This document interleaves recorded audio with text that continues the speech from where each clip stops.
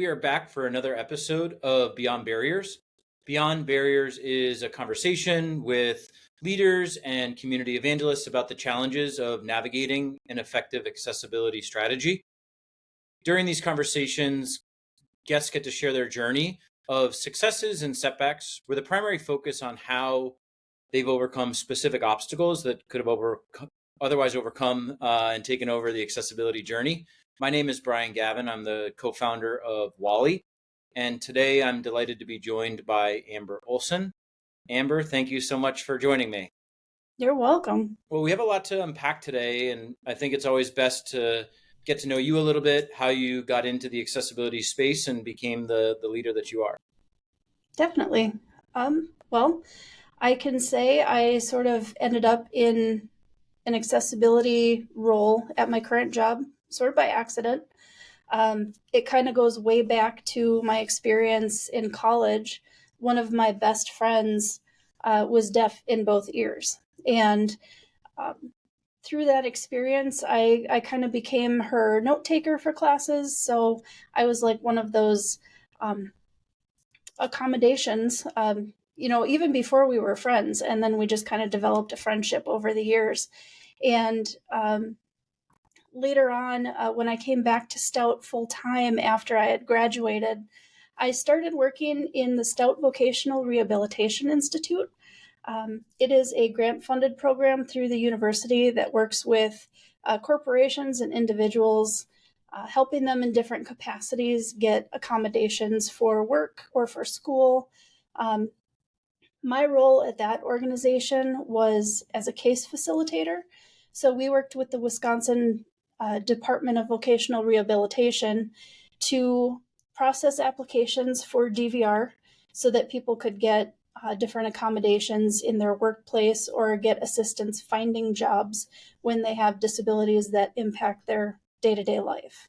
So that was really my first work experience in the realm of accessibility. And then when I came here to the library, to our textbooks department at Stout, we actually offer a lot of accommodations to students with disabilities, different formats of textbooks, and anything technology related we can assist with in partnership with our campus disability services office. So that's really the roundabout way I got involved with accessibility. It's funny, it's the feedback of getting exposed by accident. I'm sure, I like to always think when you meet someone, it's not by accident, but there's an underlying purpose, and that journey and exposure into helping your friend. I'm curious, how you've seen the accessibility accommodations change over the years. Well, when I was in college more than 20 years ago now, it seems like a long time, but yeah. We were really seeing a lot more hands-on manual kind of accessibility accommodations. So my friend, for example, she had an interpreter who would go with her to classes every day. And that's not something I tend to see very often anymore. Everything now is digital. So she did have voice recorders. She had other students in classes who would help take notes for her. But one of the biggest things that really kicked off the whole digital age, which seems funny to say because everything is digital nowadays, whereas back in 2000, that wasn't really the case. We were just starting to use laptops on our campus, and now we're a fully laptop campus. Every student who comes to Stout gets a laptop on their first day. And really, that was the biggest leap in accessibility that I noticed, because I was able to give my friend her notes that very same day without having to type everything up separately. Handwriting the notes can take forever. Yeah. So we were really doing everything on laptops from the start. And now I see even less of that human involvement, and a lot of accommodations just are happening organically, it seems, because of the digital nature of a lot of the content that campuses are using specifically. Um, we use a lot of digital textbooks on our campus, so a lot of those come with built-in accessibility features like text-to-speech, for example. So yeah, that's a really huge change compared to how things were 20 years ago. Um, I mean, it seems like a long time, but the evolution of from where um, additional support from a human resource perspective was required to today, the screen reader and the laptop being provided, right? And that took 20 years, and now Mm-hmm. in the last 3 years, the advancements that have happened from an accessibility solutioning perspective is probably equal to that of the 17 years prior. Um, and so it's really powerful that the university, from a grant seeking perspective, as well as the resources within the library. I know in college, I tended to live in the library selectively, but the ability for students to gather resources and to be um, made aware of those, right? I think that's some of the first barrier that today exists is, well, what's available to me as someone who needs a resource. Walk me through how that works. I'm sure some of it is confidential or whatnot, but like the library is kind of the epicenter of a student's brain in many ways, and Mm-hmm. the great resources and efforts that you're putting in. How does that get taken advantage of on campus? Yeah. Well, when students first walk into campus, they are able to visit the Disability Services Office, which is housed here in the library currently. Mm-hmm. So it's kind of this one stop hub for everything students need right at the beginning of their college career. So um, we work really closely with the Disability Services Office, and if there's something that we can provide, we just work with them. Generally, we get a lot of students every semester who kind of skip that step of involving disability services, and Mm. they come right to us and ask us if we can provide a different format of a textbook. So, like, for example, if something is offered to a class in a digital format, but the student actually does better with a physical book in their hand, we'll get that for them. And usually, no questions asked. So, we do keep a stock of all of our digital textbooks in print format here, just so that we can give it to them right on that first day if they need it. If it's something we don't have, we try and get it for them.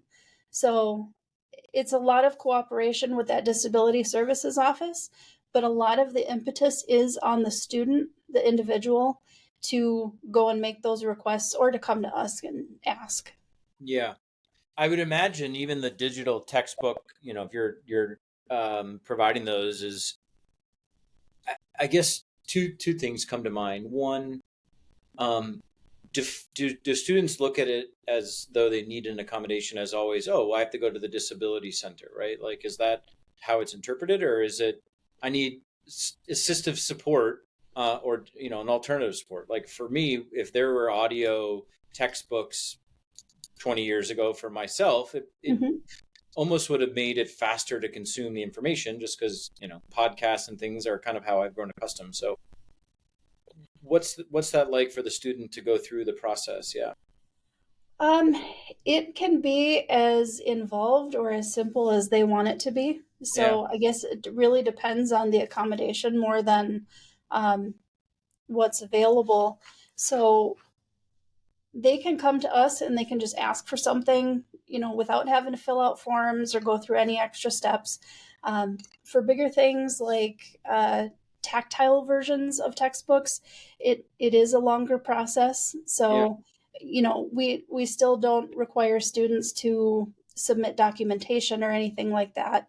But we'll work with disability services in case there's a cost involved or something like that. Um, Really, though, what we're seeing is a lot of students don't necessarily have a documented disability, but they learn in so many different ways.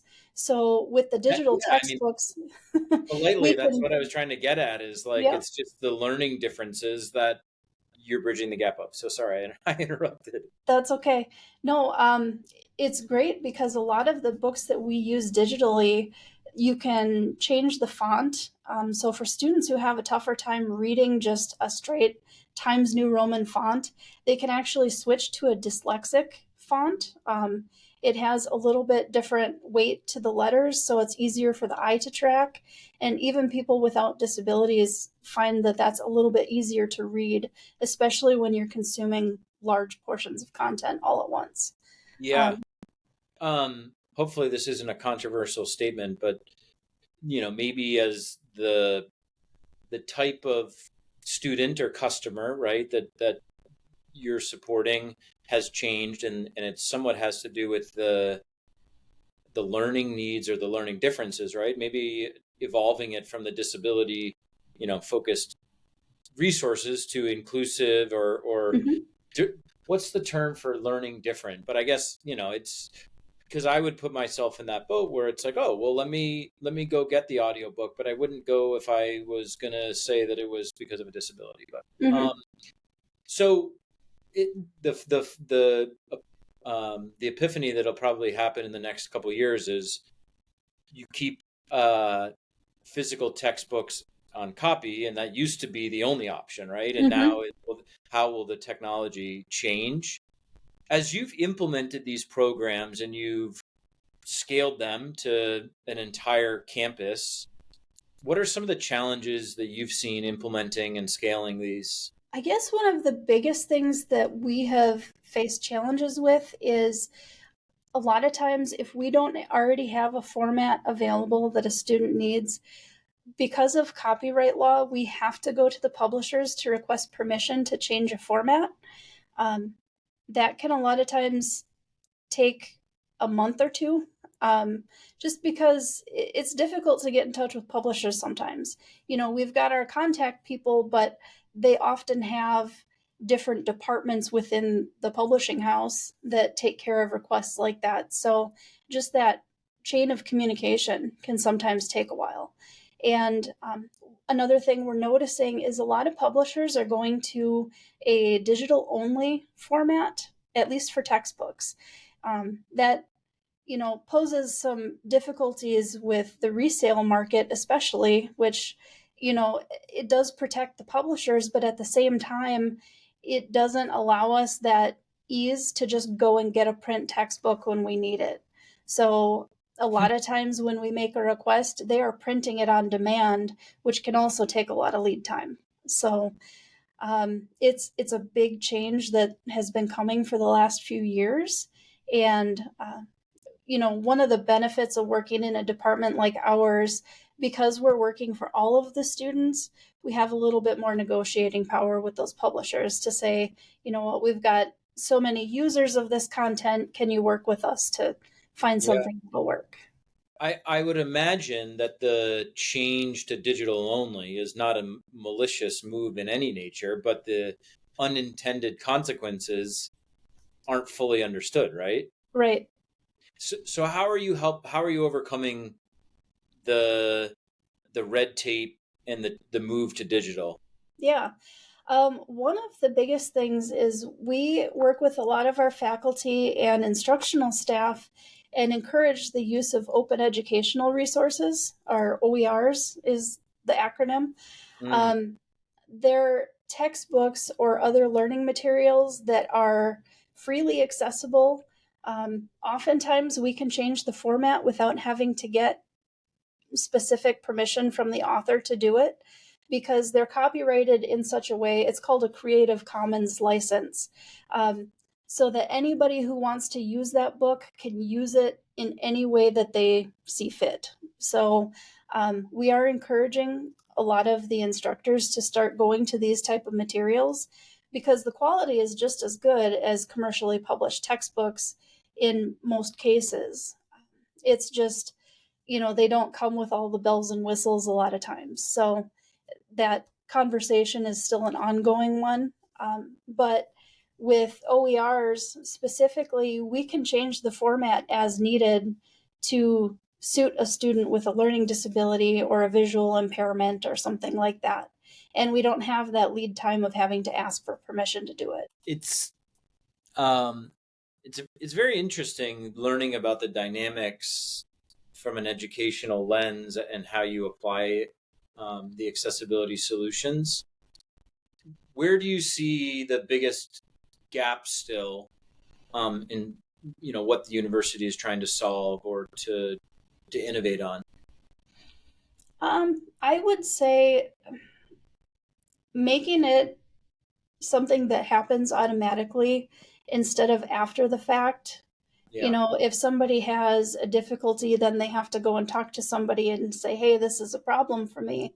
Um, Whereas if we're thinking about accommodations from the get go, we can employ a lot more tools at the beginning and probably save ourselves some cost just by doing it at the forefront. But it still doesn't seem to be one of those conversations that's happening on a larger scale. And probably because there are so many different things to think of, for institutions like this. mm. But I do see that happening on a wider scale than it used to be. So Does that line up with the volume of students seeking some level of accommodation or learning difference? yeah, I think it's a direct result. And offering that ease of not even having to make a request kind of reduces that stigma for students too who don't want to necessarily disclose that they have a disability. I You took the words right out of my mouth. It's like it's kind of interesting. It's like, oh, is there more folks that are seeking assistive technologies? Did these exist all along? And like you said, the stigmatism of, well, I don't label myself that way, and so Mm-hmm. maybe I just won't go ask for the help, and then you never get to know what the help is that's available. Yep. I think you know you're beyond the barriers at this point, right? No pun intended to the podcast, but it is about removing those barriers, and it's your line of solutions being taken advantage of is probably a little bit up and to the right because that stigmatism isn't being labeled as heavily. Mm-hmm.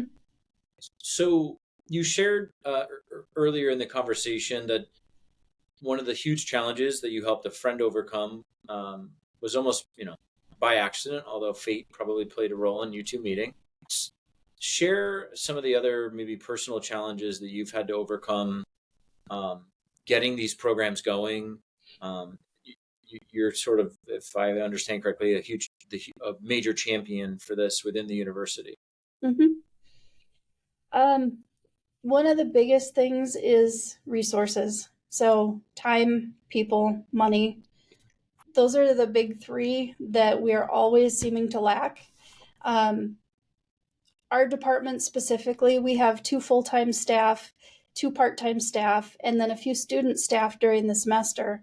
And we're serving the entire university then, just us. The library itself, offers a lot of support on a wider scale, but us here in textbooks, we're pretty small, and it can be tough to get everything done in a day that needs to be done when everyone is fighting for top priority.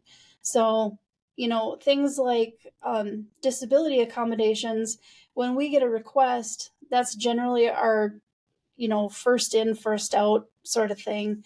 Yeah, We want to make sure we're getting things to students on day one of class because any kind of gap in there is going to affect their learning overall.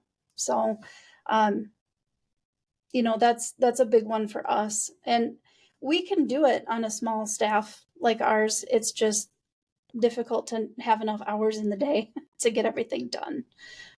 I'm making a note of like kind of the idea of day one accessibility or day zero accessibility, right? Like I could imagine there's almost like a personal toll, or at least I would treat it that way, that I can't get the student his or her textbook for 30 days. Like I'm sure the professor is also like, okay, well, due dates and things like that. But it's like there's a personal, like this student needs me to be able to get the most out of the education that the university is providing. Just out of curiosity, how many students on campus? We have, I forget the latest counts, but I want to say right around 8,000 students on campus. Wow. And a handful of folks. Yep. Everything that you've shared so far is amazing. And I think the technology moves that textbook providers are making, so long as they're aware of the unintended consequences, are awesome. And, the resources, I would imagine they're reusable, right? So a lot of Hmm. the solutions that your group comes up with and the university comes up with, they're highly scalable, or they're at least able to be reused. Yeah. The earlier parts of the conversation, you were touching on, the grant receipts that you're able to process and receive Hmm. on a continual basis. Is that like the biggest success that you would say that you've seen in your journey, or where is the biggest success when the group looks back and can kind of reflect?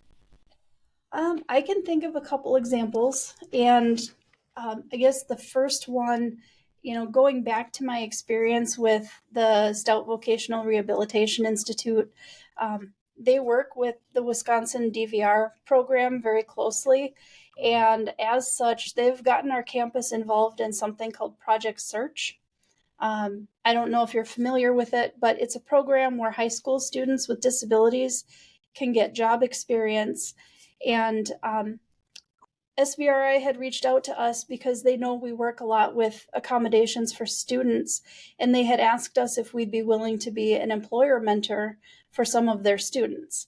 So, over the last year, we've actually had two students do their internships with us, and both were hired right after graduation for full time jobs. So, it's really cool to see that full circle effect that those supports can have for students, and then to be in that position of being able to mentor them before they go out into the workforce.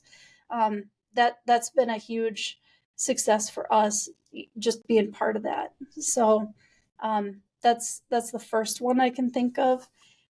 Second would probably be the growth of our it's called the eFordability Summit.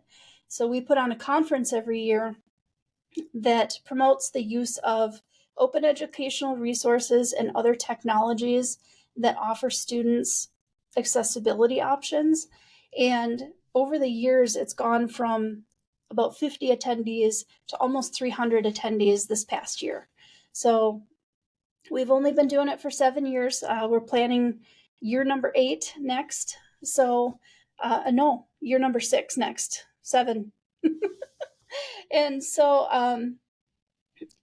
this past year, we were really fortunate to have Haben Gurma as one of our keynote speakers, and she talked about her experience going to college as a deaf-blind person, not just college, but Harvard Law School, and some of the different things that she faced when she was in school, just trying to get those accommodations for herself. And that really led into her career being an advocate for others with disabilities, students in particular, just to make sure that they get everything that they need for class on the first day. Um, and that really ties in so closely to what we do in our department and what disability services does on our campus. And so just being able to have a speaker of that caliber come to our event was amazing. So, And there was a little bit of work from your part to make this whole thing come off without a hitch. yep. Yeah, we do have a planning committee that, the whole team comes together and we put everything on, but I am one of the co-chairs of that committee, so a lot of the day-to-day nitty-gritty stuff falls onto my desk. Was there a third success you wanted to share? Um, Really, I guess the biggest thing for us has been the decrease in actual requests that we get on campus every year for some kind of accommodation, because the content that we are offering is now just built in. It has most everything that students need. So we work really closely with a company called Red Shelf, and they're our digital content provider for most of our online content. And most, if not all, of the books that they offer online come built in with text to speech. You can convert the font And it's got a lot of other features that really help students that have a difficult time paying attention, especially when something is on their screen. Mm-hmm. Um, just already built in. They don't even have to ask. So it cuts down on work on our part, but also it's that first day accessibility that's really important. Yeah, I mean, if there's anything that gets to the day one accessibility concept, that's brilliant and powerful. Mm-hmm. One thing I'm interested to know is, so the work that you're doing and the event that's helping to bring people from around the United States or even around the world together, is is the university collaborating with other universities on how to be best in class, or you kind of present as a pioneer in the space? So I'm curious what that looks like. Yeah. I can say, at least for our summit event, we do collaborate with other UW institutions across the state. And then we work with a lot of the Wisconsin technical colleges and the Department of Education. We work with um, the University of Minnesota system as well. And so, just kind of as a Midwest sort of grassroots effort, is kind of how it started. But I do see a lot more collaboration between institutions now, Yeah, just I mean, because there's strength in numbers. what was a grassroots is now spread across multiple states, and Hmm. there's entire disciplines like you're highlighting. So 20 years to today, a lot has progressed, and I would say, I love the idea of the evolution component that you've highlighted. Where where or what are the biggest disruptions that are coming to accessibility next? What I had kind of already mentioned is that publisher shift to digital only. Yep. Um, it might not be in the forefront for them to think about how that's going to affect students who need print accommodations, for example. But we do advocate all the time with the publishers, and because of programs like ours, we have a little bit more negotiating ability because we're buying bulk content essentially. It's not just one book here and there. So that's been one of the big things. Another thing I would say is lately the Department of Education is going through what they call negotiated rulemaking. They have some new rules as far as cash management, and overall, it's good that they're looking at these things. It helps keep institutions like ours much more accountable. But one of the changes they're proposing is for programs like our textbook rental program, we charge students a fee as part of their tuition, and they pay roughly $333 per semester or per year, depending on the number of credits they take. And that covers all of their textbooks, anything that's an access code for courseware, like homework sites and things like that. We provide it for that one small fee. Hmm. One of Slightly the lower things, than what I remember my semester's textbooks costing. yeah, we estimate that for the amount of content students are getting, they would have to spend out of pocket between $1,100 and $1,500 per year. So the fee really keeps things affordable for students. Um, but one of the changes that the Department of Ed is proposing is that students would have to opt into a program like ours rather than it just being automatically offered as part of their tuition. Hmm. And this really affects us in a lot of ways that I don't think have been discovered yet. Just the amount of manpower it's going to take to administer a program like that, where you're managing who's opting in and who's opted out. Have they done it on time? The last minute requests, oh, I forgot to do this. Can I still take part? I think when students realize how much it's going to cost them out of pocket to get a textbook, they're going to want to opt in, but they might not have all those details when they're starting their first class. So it's one of those things that is going to end up causing more cost and a lot more lead time required on our part. And I see it as more of a step backward. Mm, Um, so it's one of those things that it just isn't in the forefront of a lot of people's minds as far as disability access is concerned. yeah, there's two things that you've opened my eyes to today is the disruptions, the tech advances, all of the good is to be more socially aware of the unintended consequences. And certainly day one or day zero accessibility is crucial. In many ways, you highlighted that as the um, different means of consumption for information have been readily available, Mm-hmm.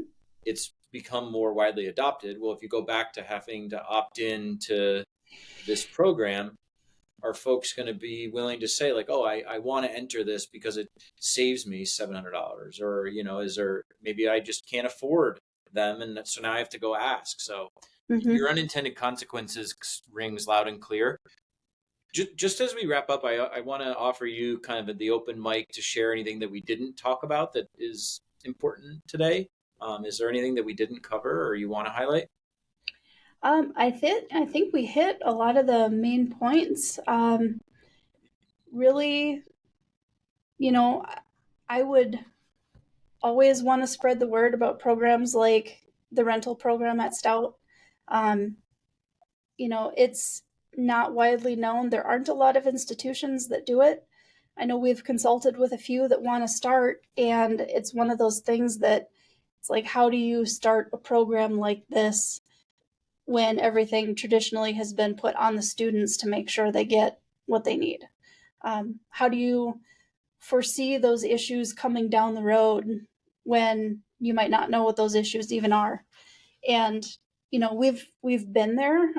We've been a rental program for over 125 years, so that's one thing in our favor. But It's in um, your DNA.